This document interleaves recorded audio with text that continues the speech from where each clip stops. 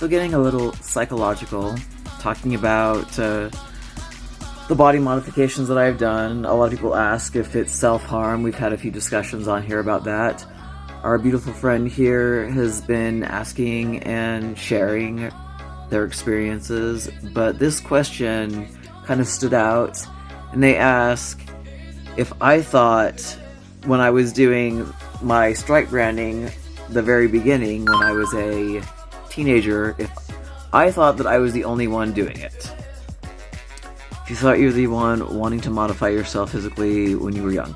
So yeah, they're asking me if I felt alone. Like, nowadays, it's not uncommon for people to self-harm when they're going through whatever. It's not uncommon for them to do certain things to relieve pain. Trigger warning.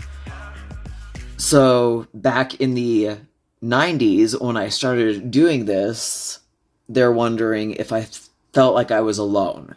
Like a lot of people might have, when they first started self-harming themselves, sometimes they, knew about it from somebody else. Other times, they just wondered if they were by themselves in their minds.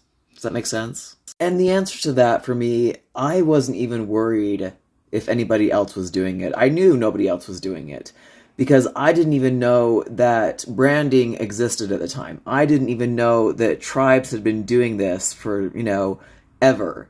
I didn't know that they had done this in tribes for different reasons, for different African tribes. I had no idea that scarification existed until I had moved to Utah, of all places, was working in a call center, and some random guy said, "Oh, I see you're into scarification." Boom, I'd never heard that before in my life. And I kind of gave him this look, and he's like, "Oh, don't get offended, I think it's cool." And I was like, scarification?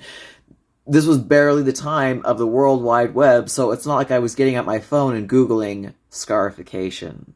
And to be honest, when people around me started noticing with their judgmental looks, of course, like, what the crap, I did not care.